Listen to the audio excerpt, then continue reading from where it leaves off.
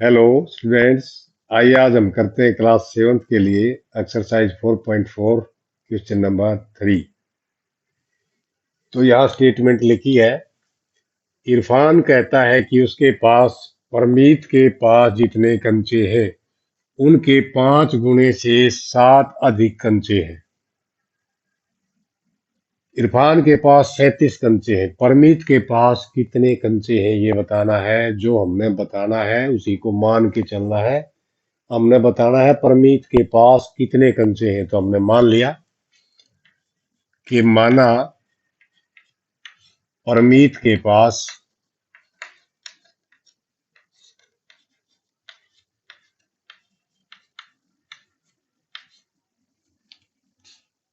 कुल कंचे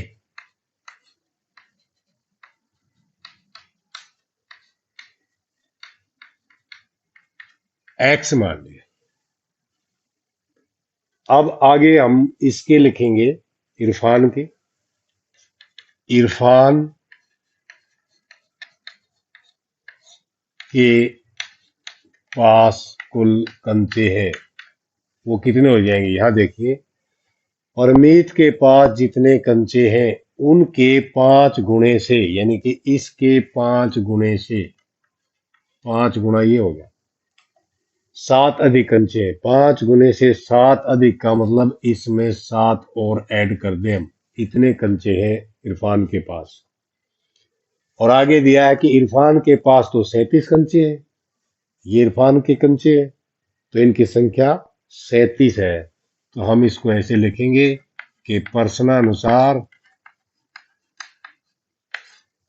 5x plus 7 ये जो है ये इक्वल है 37, यह लिखा है। और अब हम x की वैल्यू निकालेंगे। पहले 7 को उधर ले चले, 5x इज इक्वल टू 37, ये माइनस हो जाएगा 7, और 5x इज इक्वल टू यहाँ 30 रह जाएगा।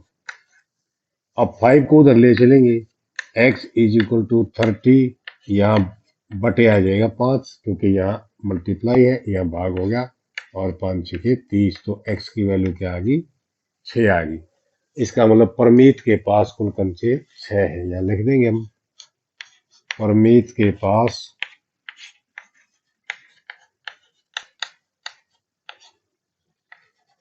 कुल कंचे है, ऊपर वाली लाइन ही लिखी है 6, और यहाँ अतः भी लिख सकते हो। चलिए नेक्स्ट, सेकंड पार्ट है ये। लक्ष्मी के पिता की आयु 49 वर्ष है, उनकी आयु लक्ष्मी की आयु के 3 गुने से 4 वर्ष अधिक है। लक्ष्मी की आयु क्या है ये बताना है हमने, क्योंकि हमने लक्ष्मी की आयु बताना है, इसलिए हमने लक्ष्मी की आयु को मान के चलना है। माना लक्ष्मी की आयु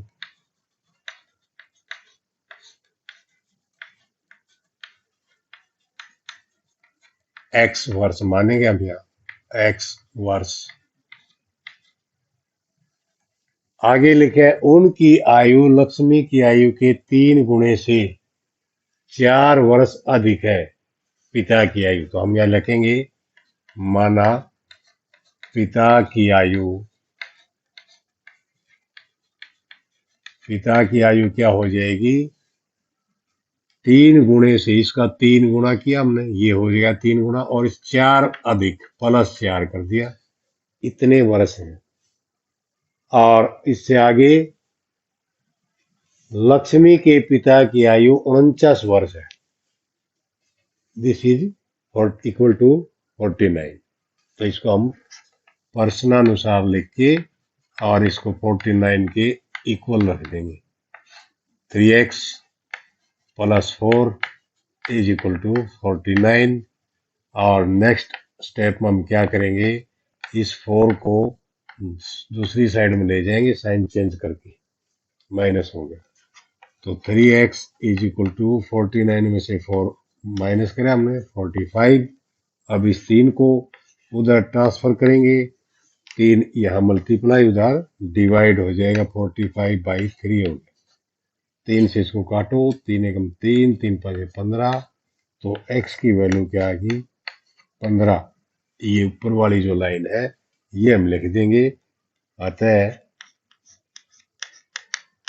लक्ष्मी की आयु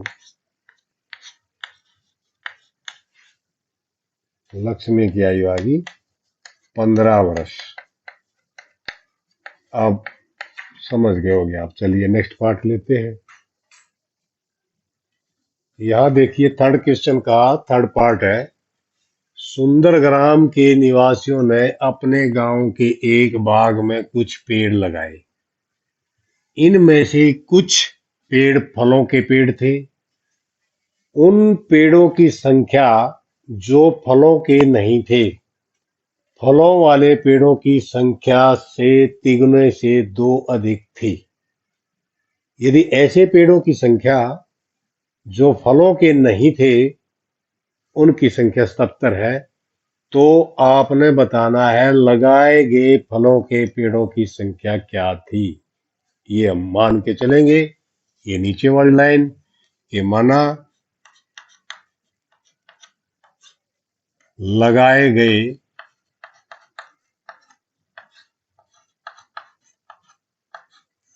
फलों के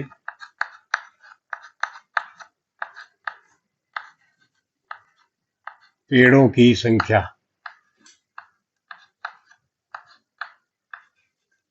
क्योंकि हमने यही चीज निकालनी है और इसी चीज को हमने मान लिया कि वो x थी, उनकी संख्या x। अब फलों के पेड़ों की संख्या x है। आगे लिखा है इनमें से कुछ पेड़ फलों के थे, जो हमने मान लिया x है, और उन पेड़ों की संख्या जो फलों के नहीं थे। अब हम यहां लिखेंगे जो पेड़ फलों के नहीं थे, जो पेड़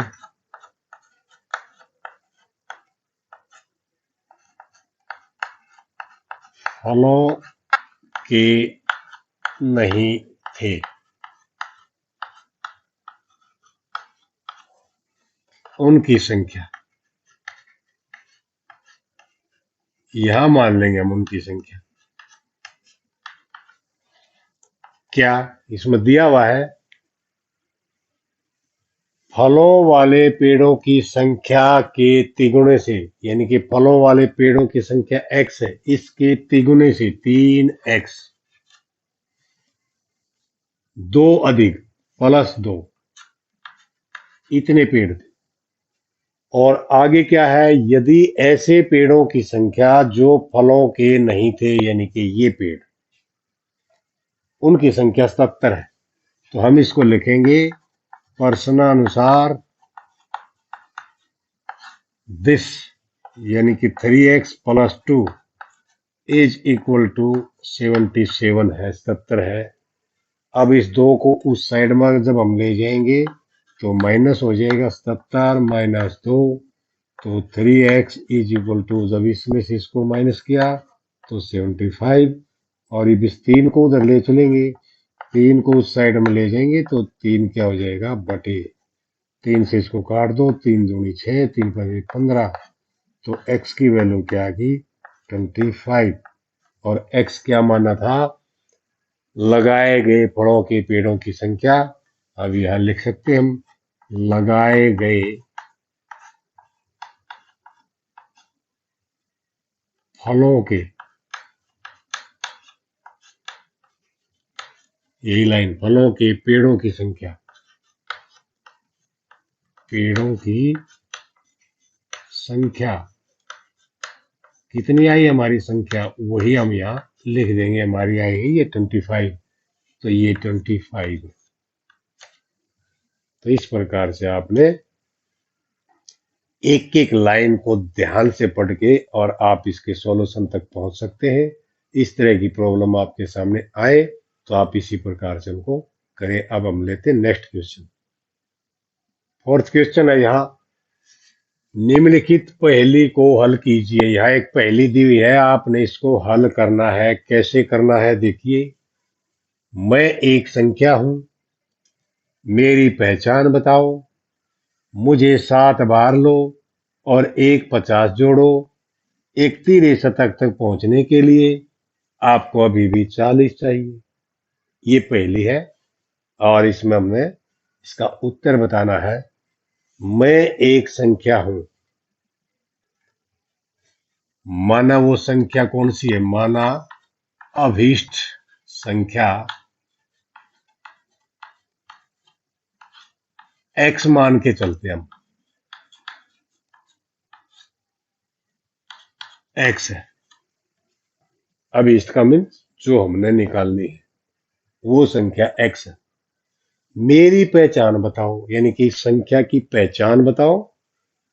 मुझे 7 बार लो, 7 बार ले। 7 बार में कितना हो जाए? एक बार में 1x, 2 बार में 2x, 3 बार 3x, 4 बार 4x, 5 बार 5x, 6 बार 6x और 7 बार 7x। तो 7x और एक 50 जोड़ो, इसमें एक 50 और जोड़ दो, प्लस एक 50 ये जोड़ दिया। एक तिरे शतक तक पहुंचने के लिए, तिरा शतक क्या होता है? 300। तिरे शतक तक पहुंचने के लिए आपको अभी भी 40 चाहिए। इसमें 40 और चाहिए तब ये तिरा शतक बनेगा। तो इसमें अगर मैं 40 और जोड़ दूं तो ये कितना बन जाएगा? तिरा शतक का मतलब 300। ये क्वेश्चन था आपके पास। ये एक पहेली थी जिसको हमने एक समीकरण के रूप में लिख लिया। अब इसमें से x की वैल्यू निकालेंगे। देखिए 7x प्लस इसको जोड़ेंगे 90 इज इक्वल टू 300। 90 को उधर ले जाएंगे, 7x is equal to 300 minus हो जाएगा 90। तो 7x इज इक्वल टू, इसमें से इसको घटाया हमने तो 210 बचा। और x की वैल्यू क्योंकि हमने निकालनी है तो इस 7 को भी दूसरी तरफ ट्रांसफर करेंगे तो बटे हो जाएगा 210 बटे 7। और 7 से इसको काट दो, 7 पे 21 0। तो ये कितना आ गया? 30, यानी कि x की वैल्यू आ गई 30। तो इस प्रकार से हमने देखा कि इस पहेली का हल क्या है, वो संख्या क्या है? 30। तो आज के लिए बस इतना ही काम, इसको हम समाप्त करते हैं। मुझे उम्मीद है कि आपको समझ में आ गया होगा। प्रैक्टिस जरूर करते रहे। Okay, thank you.